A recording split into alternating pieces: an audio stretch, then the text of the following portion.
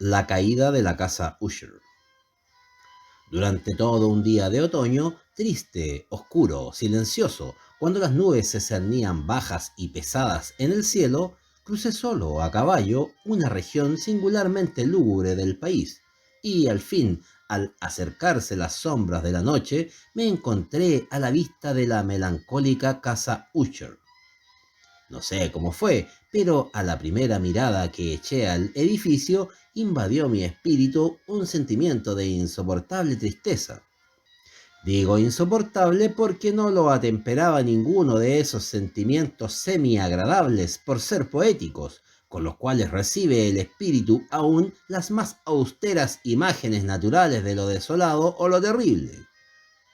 Miré el escenario que tenía delante, la casa y el sencillo paisaje del dominio, las paredes desnudas, las ventanas como ojos vacíos, los ralos y siniestros juncos y los escasos troncos de árboles agostados, con una fuerte depresión de ánimo únicamente comparable como sensación terrena al despertar del fumador de opio, la amarga caída en la existencia cotidiana, el horrible descorrerse del velo.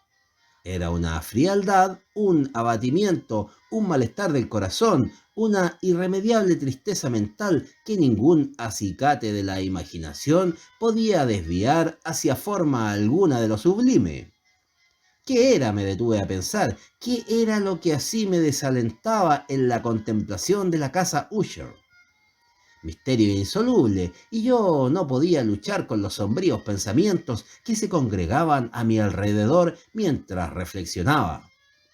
Me vi obligado a incurrir en la insatisfactoria conclusión de que mientras hay fuera de toda duda combinaciones de simplísimos objetos naturales que tienen el poder de afectarnos así, el análisis de este poder se encuentra aún entre las consideraciones que están más allá de nuestro alcance. Era posible, reflexioné, que una simple disposición diferente de los elementos de la escena, de los detalles del cuadro, fuera suficiente para modificar o quizá anular su poder de impresión dolorosa. Y, procediendo de acuerdo con esta idea, empujé mi caballo a la escarpada orilla de un estanque negro y fantástico que extendía su brillo tranquilo junto a la mansión, pero con un estremecimiento aún más sobrecogedor que antes, contemplé la imagen reflejada e invertida de los juncos grises y los espectrales troncos y las vacías ventanas como ojos. En esa mansión de melancolía, sin embargo, proyectaba pasar algunas semanas. Su propietario, Roderick Usher, había sido uno de mis alegres compañeros de adolescencia, pero muchos años habían transcurrido desde nuestro último encuentro. Sin embargo, acababa de recibir una carta en una región distinta del país, una carta suya, la cual, por su tono exasperadamente apremiante, no admitía otra respuesta que la presencia personal. La escritura denotaba agitación nerviosa. El autor hablaba de una enfermedad física aguda, de un desorden mental que le oprimía y de un intenso deseo de verme por ser su mejor y en realidad su único amigo personal, con el propósito de lograr, gracias a la jovialidad de mi compañía, algún alivio a su mal. La manera en que se decía esto y mucho más, este pedido hecho de todo corazón, no me permitieron vacilar y en consecuencia obedecí de inmediato, al que no obstante consideraba un requerimiento singularísimo. Aunque de muchachos habíamos sido camaradas íntimos, en realidad poco sabía de mi amigo. Siempre se había mostrado excesivamente reservado. Yo sabía, sin embargo, que su antiquísima familia se había destacado desde tiempos inmemoriales por una peculiar sensibilidad de temperamento desplegada, a lo largo de muchos años, en numerosas y elevadas concepciones artísticas, y manifestada recientemente en repetidas obras de caridad generosas, aunque discretas, así como en una apasionada devoción a las dificultades más que a las bellezas ortodoxas y fácilmente reconocibles de la ciencia musical. Conocía también el hecho notabilísimo de que la estirpe de los Usher siempre venerable, no había producido en ningún periodo una rama duradera. En otras palabras, que toda la familia se limitaba a la línea de descendencia directa y siempre con insignificantes y transitorias variaciones. Había sido así. Esta ausencia, pensé, mientras revisaba mentalmente el perfecto acuerdo del carácter de la propiedad con el que distinguía a sus habitantes, reflexionando sobre la posible influencia que la primera, a lo largo de tantos siglos, podía haber ejercido sobre los segundos. Esta ausencia quizás de ramas colaterales y la consiguiente transmisión constante de padre a hijo del patrimonio junto con el nombre era la que al fin identificaba tanto a los dos, hasta el punto de fundir el título originario del dominio en el extraño y equívoco nombre de Casa Usher, nombre que parecía incluir entre los campesinos que lo usaban la familia y la mansión familiar. He dicho que el solo efecto de mi experimento, un tanto infantil, el de mirar en el estanque, había ahondado la primera y singular impresión. No cabe duda de que la conciencia del rápido crecimiento de mi superstición, pues, ¿por qué no he de darle ese nombre?, servía especialmente para acelerar su crecimiento mismo. Tal es, lo sé de antiguo, la paradójica ley de todos los sentimientos que tienen como base el terror. Y debe de haber sido por esta sola razón que cuando de nuevo alcé los ojos hacia la casa desde su imagen en el estanque, surgió en mi mente una extraña fantasía tan ridícula en verdad que solo la menciono para mostrar la vívida fuerza de las sensaciones que me oprimían. Mi imaginación estaba excitada, al punto de convencerme de que se cernía sobre toda la casa y el dominio una atmósfera propia de ambos y de su inmediata vecindad, una atmósfera sin afinidad con el aire del cielo, exhalada por los árboles marchitos, por los muros grises, por el estanque silencioso, un vapor pestilente y místico, opaco, pesado, apenas perceptible de color plomizo. Sacudiendo de mi espíritu eso que tenía que ser un sueño, examiné más de cerca el verdadero aspecto del edificio. Su rasgo dominante parecía ser una excesiva antigüedad. Grande era la decoloración producida por el tiempo. Menudos hongos se extendían por toda la superficie, suspendidos desde el alero en una fina y enmarañada tela de araña. Pero esto nada tenía que ver con ninguna forma de destrucción. No había caído parte alguna de la mampostería y parecía haber una extraña incongruencia entre la perfecta adaptación de las partes y la disgregación de cada piedra.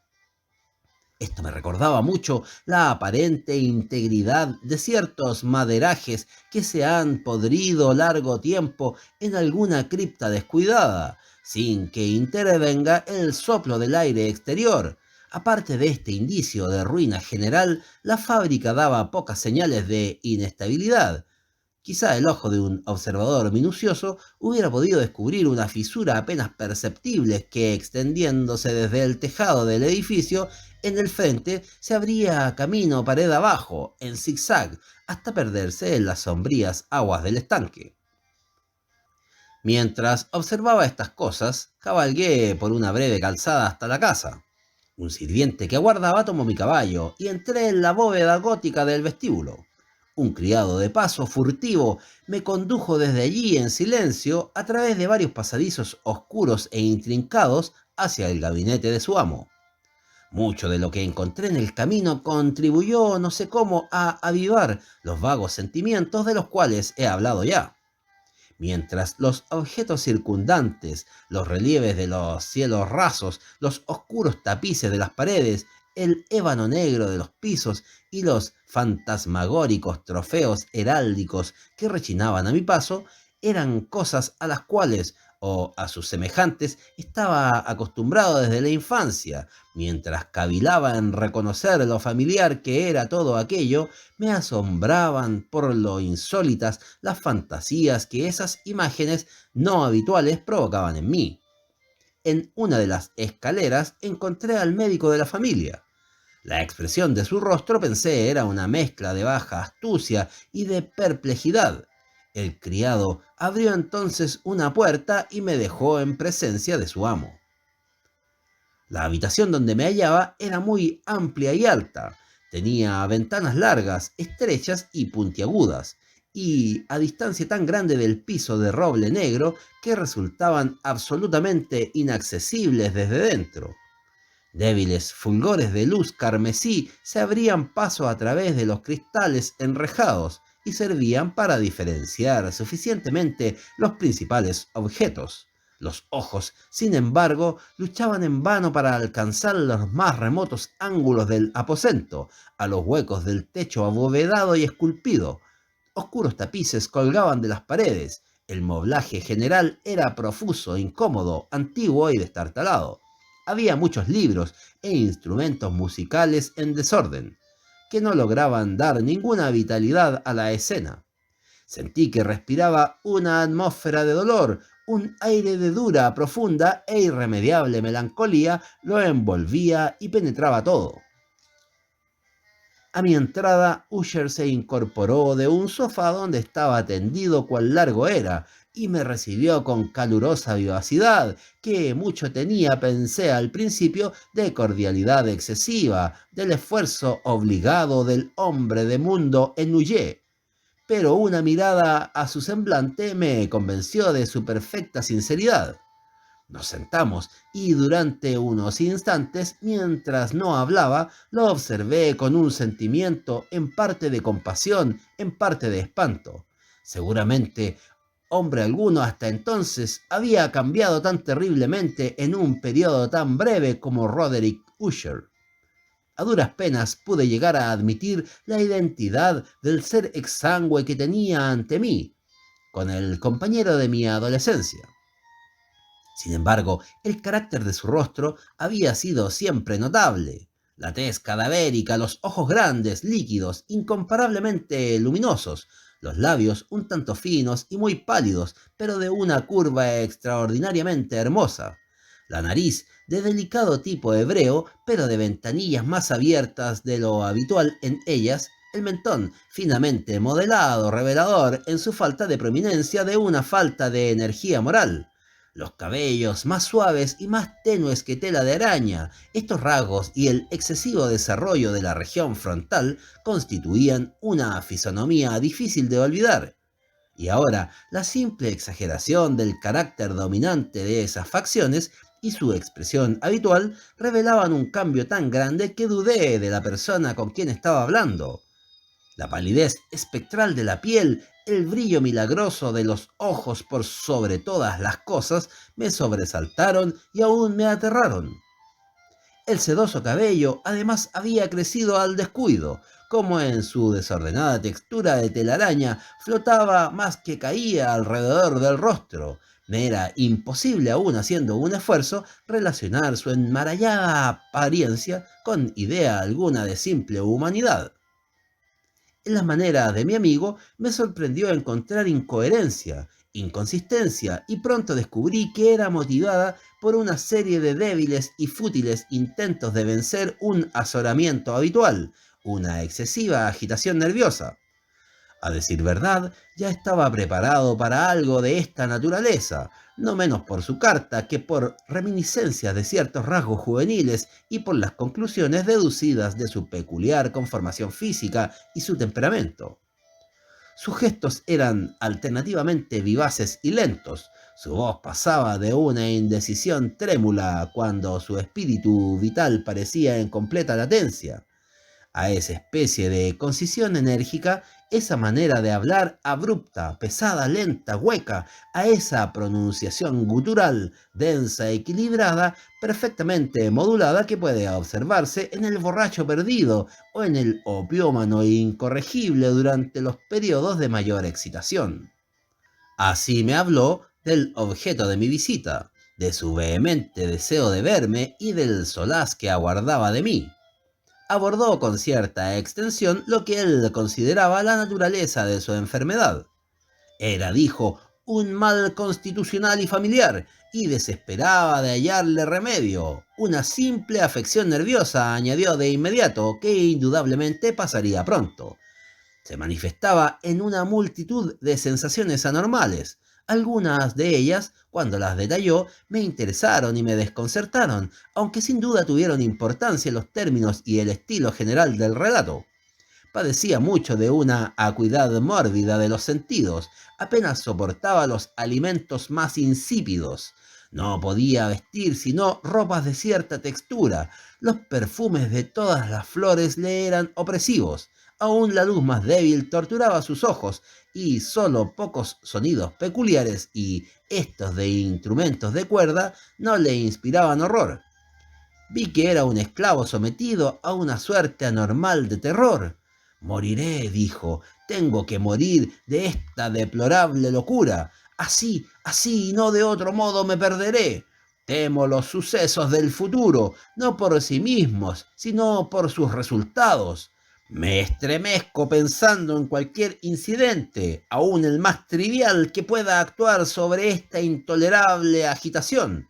No aborrezco el peligro como no sea por su efecto absoluto, el terror. En este desaliento, en esta lamentable condición, siento que tarde o temprano llegará el periodo en que deba abandonar vida y razón a un tiempo en alguna lucha con el torvo fantasma, el miedo. Conocí además por intervalos y a través de insinuaciones interrumpidas y ambiguas otro rasgo singular de su condición mental. Estaba dominado por ciertas impresiones supersticiosas relativas a la morada que ocupaba y de donde durante muchos años nunca se había aventurado a salir. Supersticiones relativas a una influencia cuya supuesta energía fue descrita en términos demasiado sombríos para repetirlos aquí.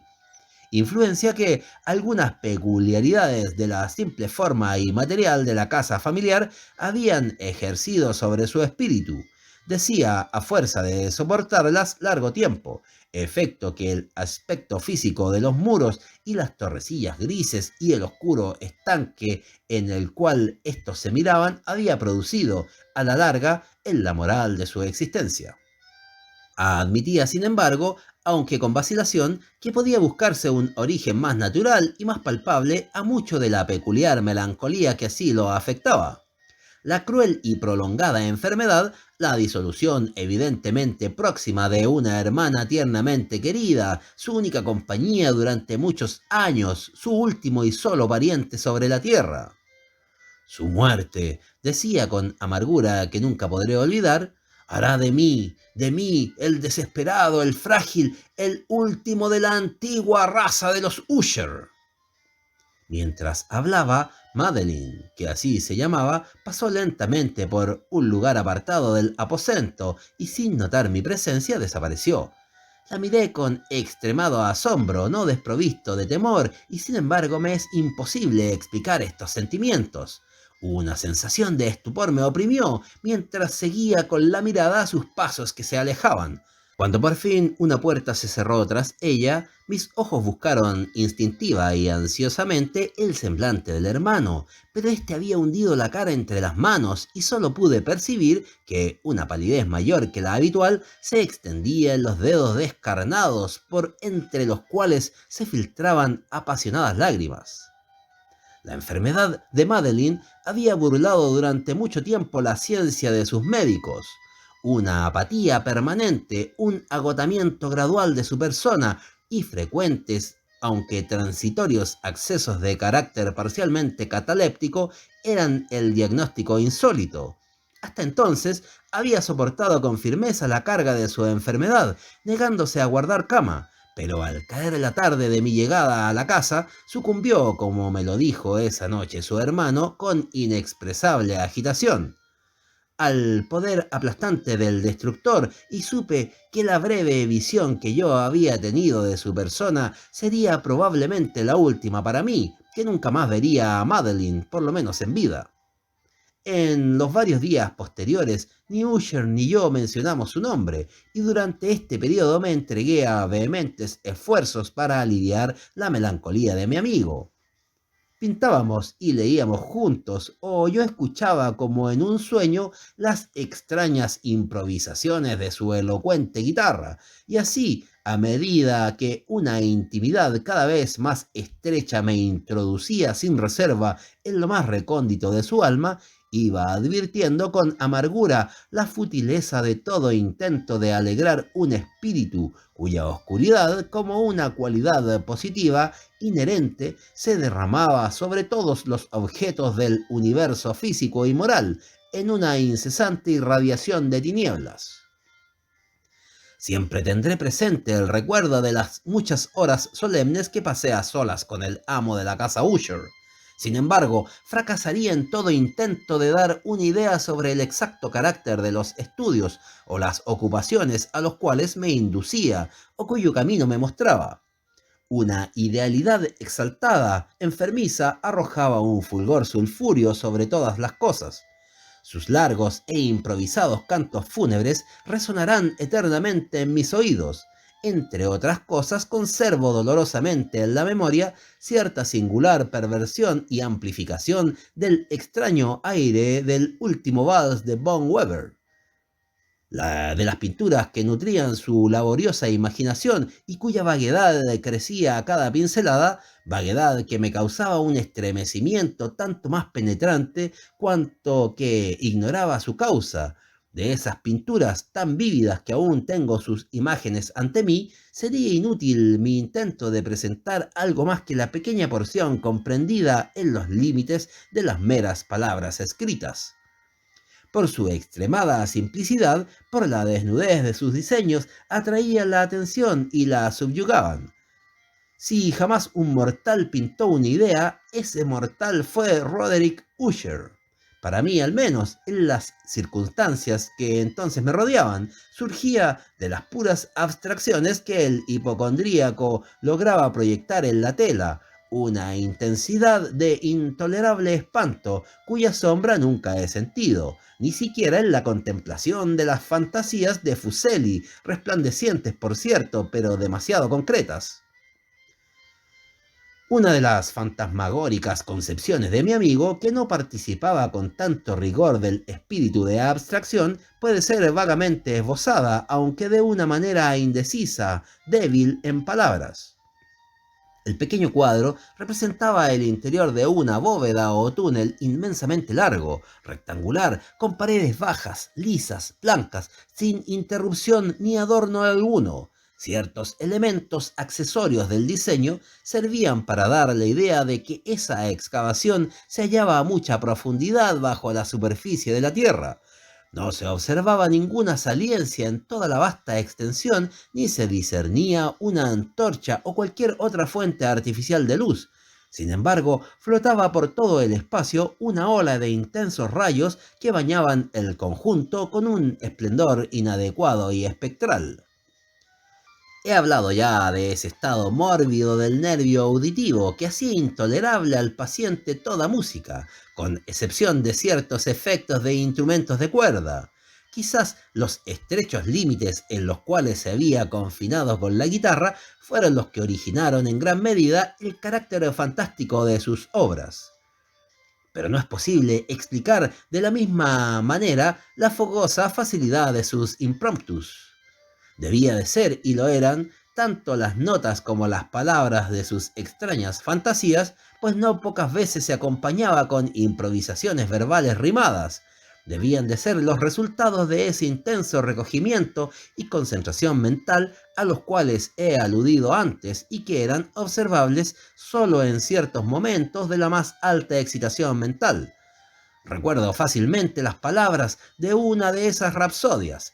Quizá fue la que me impresionó con más fuerza cuando lo dijo, porque en la corriente interna o mística de su sentido creí percibir, y por primera vez, una acabada conciencia por parte de Usher de que su encumbrada razón vacilaba sobre su trono. Los versos que él tituló El Palacio Encantado decían poco más o menos así: en el más verde de los valles que habitan ángeles benéficos, erguíase un palacio lleno de majestad y hermosura. Dominio del rey pensamiento allí se alzaba, y nunca un serafín batió sus alas sobre cosa tan bella. Amarillos pendones sobre el techo flotaban áureos y gloriosos. Todo eso fue hace mucho, en los más viejos tiempos, con la brisa que jugaba en tan gozosos días.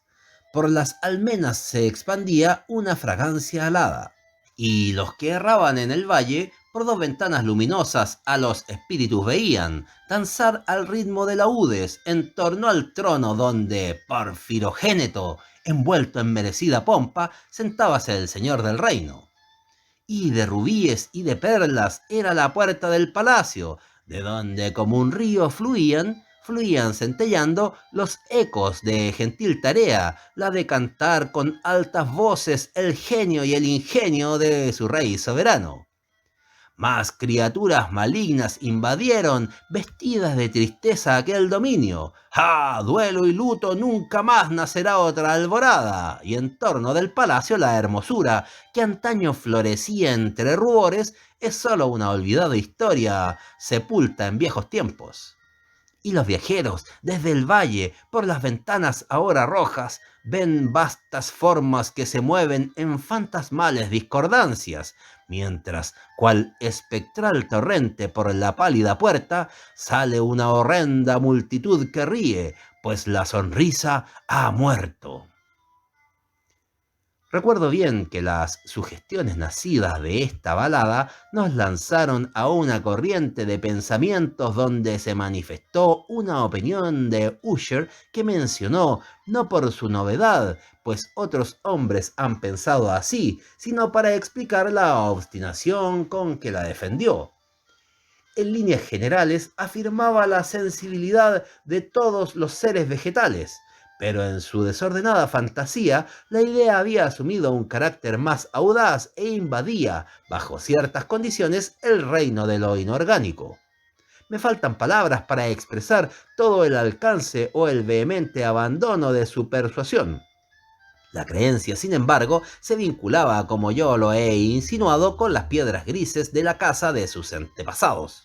Las condiciones de la sensibilidad habían sido satisfechas, imaginaba él, por el método de colocación de esas piedras, por el orden en que estaban dispuestas, así como por los numerosos hongos que las cubrían, y los marchitos árboles circundantes, pero sobre todo por la prolongación inmodificada de este orden y su duplicación en las quietas aguas del estanque. Su evidencia, la evidencia de esa sensibilidad, podía comprobarse, dijo, y al oírlo me estremecí, en la gradual pero segura condensación de una atmósfera propia en torno a las aguas y a los muros. El resultado era discernible, añadió, en esa silenciosa, más importuna y terrible influencia que durante siglos había modelado los destinos de la familia, haciendo de él eso que ahora estaba yo viendo, eso que él era. Tales opiniones no necesitan comentario y no haré ninguno. Nuestros libros, los libros que durante años constituyeran no pequeña parte de la existencia intelectual del enfermo, estaban, como puede suponerse, en estricto acuerdo con este carácter espectral. Estudiábamos juntos obras tales como el Berber de Chartres de Gresset, el Belfegor de Maquiavelo, del cielo y del infierno de Swedenborg, el viaje subterráneo de Nicolas Klim de Holberg, la quiromancia de Robert Flood, de Jean d'Indaginé y de la Chambray, el viaje a la distancia azul de Tieck y la ciudad del sol de Campanella. Nuestro libro favorito era un pequeño volumen en octavo del Directorium Inquisitorium del dominico Eymerec de Gironnet, y había pasajes del Pomponius Mela sobre los viejos sátiros africanos y egíbanos, con los cuales Usher soñaba horas enteras. Pero encontraba su principal deleite en la lectura cuidadosa de un rarísimo y curioso libro gótico en cuarto, el manual de una iglesia olvidada, las Vigilae Mortuorum Chorum Ecclesiae Magnutia. No podía dejar de pensar en el extraño ritual de esa obra y en su probable influencia sobre el hipocondríaco, cuando una noche, Tras informarme bruscamente que Madeline había dejado de existir, declaró su intención de preservar su cuerpo durante 15 días antes de su inhumación definitiva, en una de las numerosas criptas del edificio. El humano motivo que alegaba para justificar esta singular conducta no me dejó en libertad de discutir.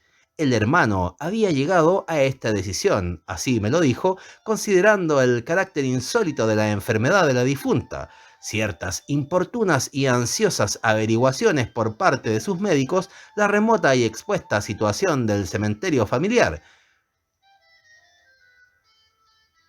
No he de negar que, cuando evoqué el siniestro aspecto de la persona con quien me cruzara en la escalera el día de mi llegada a la casa, no tuve deseo de oponerme a lo que consideré una precaución inofensiva y en modo alguna extraña. A pedido de Usher, lo ayudé personalmente en los preparativos de la sepultura temporaria.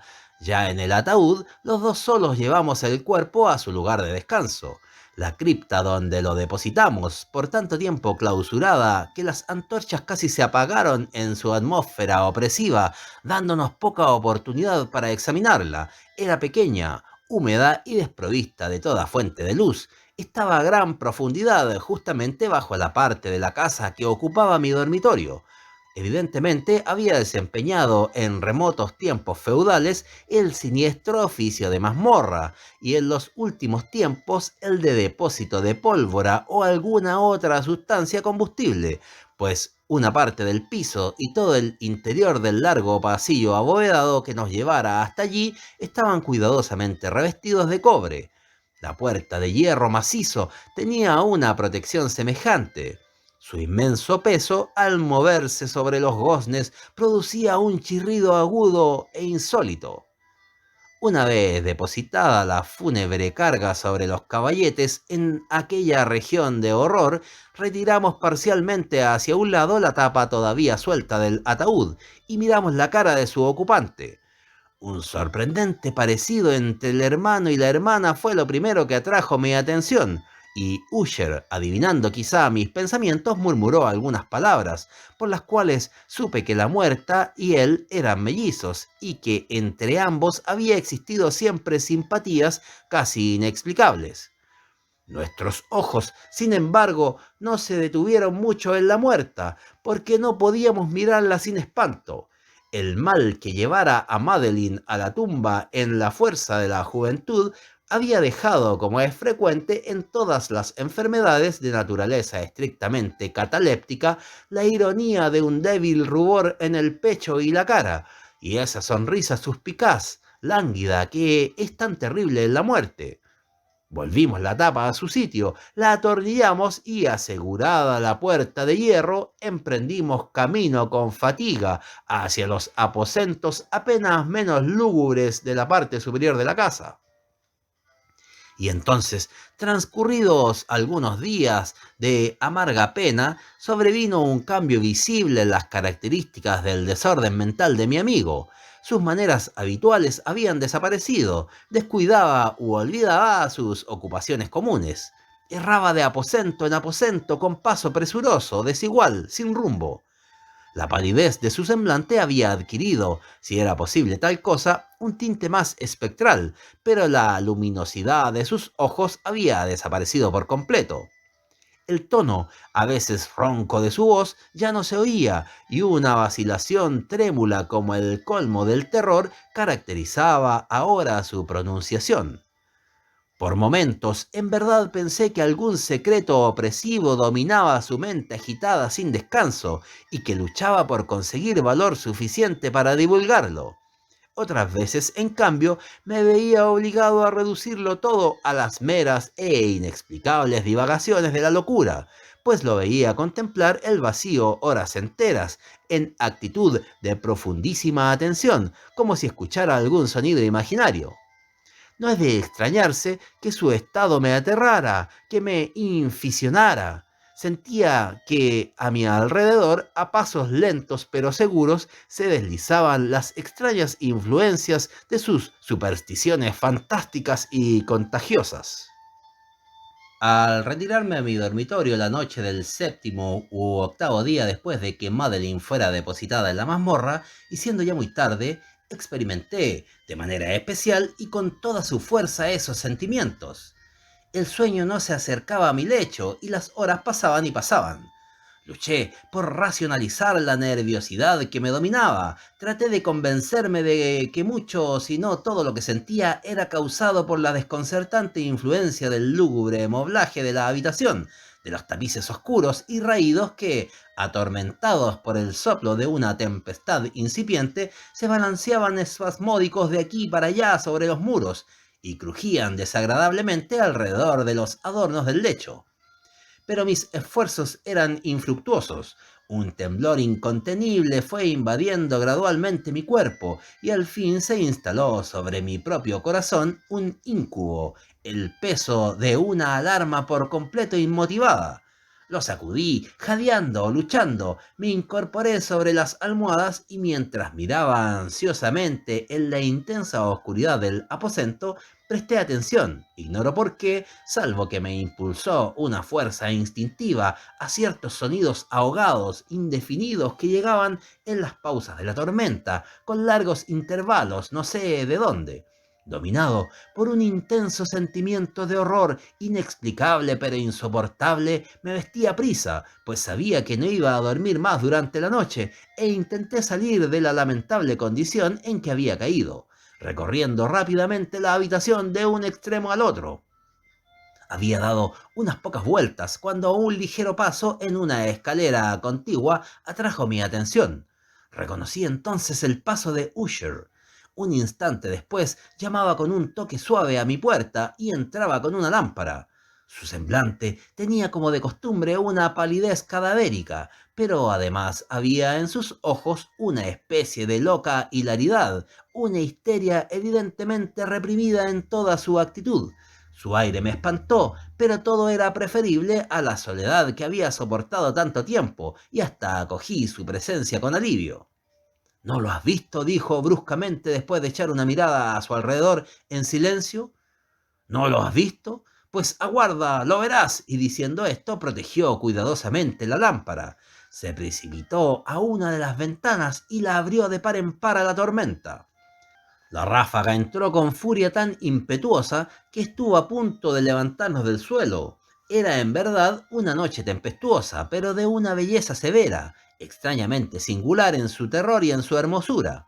Al parecer, un torbellino desplegaba su fuerza en nuestra vecindad, pues había frecuentes y violentos cambios en la dirección del viento, y la excesiva densidad de las nubes, tan bajas que oprimían casi las torrecillas de la casa, no nos impedía advertir la viviente velocidad con que acudían de todos los puntos, mezclándose unas con otras sin alejarse. Digo que aún su excesiva densidad no nos impedía advertirlo, y sin embargo no nos llegaba ni un atisbo de la luna o de las estrellas, ni se veía el brillo de un relámpago. Pero las superficies inferiores de las grandes masas de agitado vapor, así como todos los objetos terrestres que nos rodeaban, resplandecían en la luz extranatural de una exhalación gaseosa, apenas luminosa y claramente visible, que se cernía sobre la casa y la amortajaba. No debes mirar, no mirarás eso, dije, estremeciéndome, mientras con suave violencia apartaba a Usher de la ventana para conducirlo a un asiento. Estos espectáculos que te confunden son simples fenómenos eléctricos, nada extraños, o quizás tengan su horrible origen en el miasma corrupto del estanque. Cerremos esta ventana, el aire está frío y es peligroso para tu salud. Aquí tienes una de tus novelas favoritas, yo leeré y me escucharás, y así pasaremos juntos esta noche terrible. El antiguo volumen que había tomado era Mad Trist de Lancelot Canning, pero lo había calificado de favorito de Usher más por triste broma que en serio, pues poco había en su prolijidad tosca, sin imaginación, que pudiera interesar a la elevada e ideal espiritualidad de mi amigo. pero era el único libro que tenía a mano y alimenté la vaga esperanza de que la excitación que en ese momento agitaba al hipocondríaco pudiera hallar alivio, pues la historia de los trastornos mentales está llena de anomalías semejantes, aún en la exageración de la locura que yo iba a leerle. De haber juzgado, a decir verdad, por la extraña y tensa vivacidad con que escuchaba o parecía escuchar las palabras de la historia, me hubiera felicitado por el éxito de mi idea. Había llegado a esa parte bien conocida de la historia en que Ethelred, el héroe de Trist, después de sus vanos intentos de introducirse por las buenas en la morada del eremita, procede a entrar por la fuerza. Aquí se recordará las palabras del relator, que son las siguientes. Y Ethelred, que era por naturaleza un corazón valeroso y fortalecido, además, gracias al poder del vino que había bebido, no aguardó el momento de parlamentar con el eremita, quien en realidad era de índole obstinada y maligna, mas sintiendo la lluvia sobre sus hombros y temiendo el estallido de la tempestad, alzó resueltamente su maza y a golpes abrió un rápido camino en las tablas de la puerta para su mano con guantelete, y tirando con fuerza hacia sí, rajó, rompió, lo destrozó todo en tal forma que el ruido de la madera seca y hueca retumbó en el bosque y lo llenó de alarma. Al terminar esta frase me sobresalté y por un momento me detuve, pues me pareció, aunque enseguida concluí que mi excitada imaginación me había engañado, me pareció que de alguna remotísima parte de la mansión llegaba confusamente a mis oídos algo que podía ser, por su exacta similitud, el eco, aunque sofocado y sordo por cierto, del mismo ruido de rotura, de destrozo que Lancelot había descrito con tanto detalle.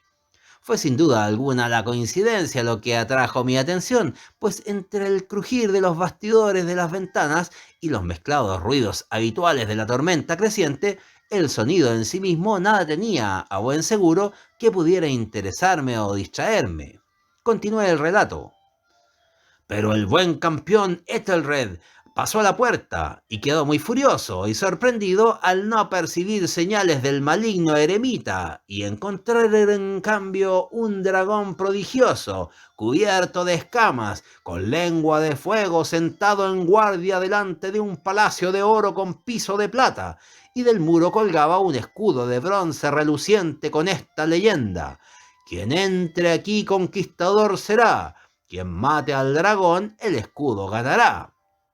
Y Ethelred levantó su maza y golpeó la cabeza del dragón, que cayó a sus pies, y lanzó su apestado aliento con un rugido tan hórrido y bronco y además tan penetrante que Ethelred se tapó de buena gana los oídos con las manos para no escuchar el horrible ruido, tal como jamás se había oído hasta entonces.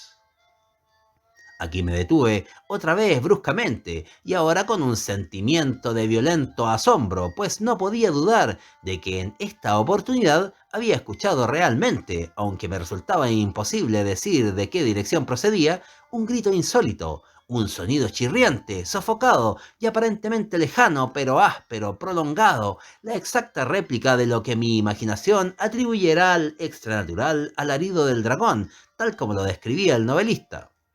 Oprimido, como por cierto lo estaba desde la segunda y más extraordinaria coincidencia, por mil sensaciones contradictorias en las cuales predominaban el asombro y un extremado terror, conservé sin embargo suficiente presencia de ánimo para no excitar con ninguna observación la sensibilidad nerviosa de mi compañero.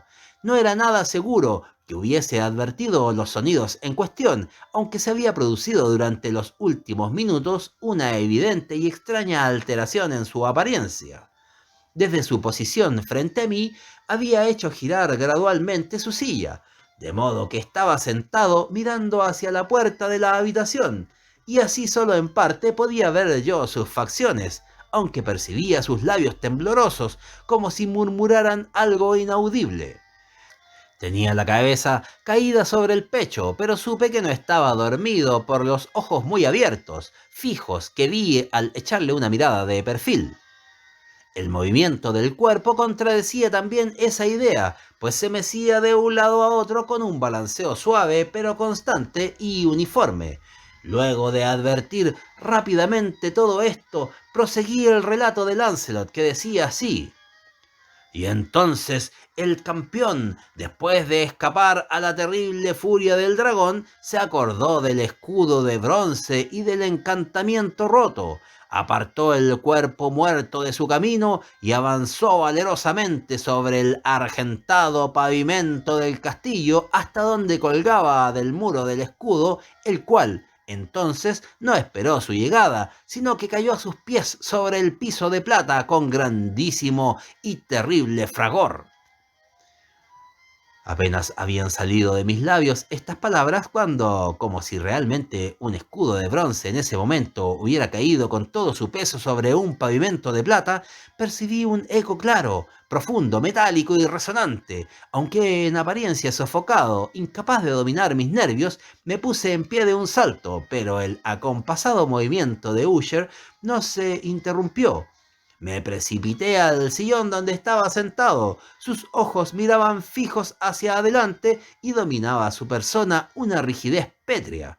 Pero cuando posé mi mano sobre su hombro, un fuerte estremecimiento recorrió su cuerpo, una sonrisa malsana tembló en sus labios y vi que hablaba con un murmullo bajo y apresurado, ininteligible, como si no advirtiera mi presencia. Inclinándome sobre él, muy cerca, bebí por fin el horrible significado de sus palabras. ¿No lo oyes? Sí, yo lo oigo y lo he oído. Mucho, mucho, mucho tiempo. Muchos minutos, muchas horas, muchos días lo he oído, pero no me atrevía. ¡Ah, compadéceme, mísero de mí, desventurado! No me atrevía a hablar. La encerramos viva en la tumba. No dije que mis sentidos eran agudos. Ahora te digo que oí sus primeros movimientos débiles en el fondo del ataúd. Los oí hace muchos, muchos días y no me atreví a hablar. Y ahora esta noche, la puerta rota del eremita y el grito de muerte del dragón y el estruendo del escudo. Di mejor el ruido del ataúd al rajarse y el chirriar de los férreos goznes de su prisión y sus luchas dentro de la cripta por el pasillo abovedado revestido de cobre. Oh, ¿a dónde huiré? ¿No estará aquí pronto? ¿No se precipita a reprocharme mi prisa? ¿No he oído sus pasos en la escalera? ¿No distingo el pesado y horrible latido de su corazón? Insensato. Y aquí, furioso de un salto, se puso de pie y gritó estas palabras como si en ese esfuerzo entregara su alma. ¡Insensato! ¡Te digo que está del otro lado de la puerta! Como si la sobrehumana energía de su voz tuviera la fuerza de un sortilegio, los enormes y antiguos batientes que Usher señalaba abrieron lentamente. En ese momento, sus pesadas mandíbulas de ébano era obra de la violenta ráfaga, pero allí, del otro lado de la puerta, estaba la alta y amortajada figura de Madeline Usher. Había sangre en sus ropas blancas y huellas de acerba lucha en cada parte de su descarnada persona. Por un momento permaneció temblorosa, tambaleándose en el umbral. Luego, con un lamento sofocado, cayó pesadamente hacia adentro sobre el cuerpo de su hermano y en su violenta agonía final lo arrastró al suelo, muerto, víctima de los terrores que había anticipado. De aquel aposento, de aquella mansión, huí aterrado. Afuera seguía la tormenta en toda su ira cuando me encontré cruzando la vieja avenida. De pronto surgió en el sendero una luz extraña y me volví para ver de dónde podía salir fulgor tan insólito, pues la vasta casa y sus sombras quedaban solas a mis espaldas. El resplandor venía de la luna llena, roja como la sangre, que brillaba ahora a través de aquella fisura casi imperceptible dibujada en zigzag desde el tejado del edificio hasta la base. Mientras la contemplaba, la figura se ensanchó rápidamente, pasó un furioso soplo del torbellino, tocó el disco del satélite, irrumpió de pronto ante mis ojos y mi espíritu vaciló al ver desmoronarse los poderosos muros, y hubo un largo y tumultuoso clamor. como la voz de mil torrentes, y a mis pies el profundo y corrompido estanque se cerró sombrío, silencioso, sobre los restos de la casa Usher.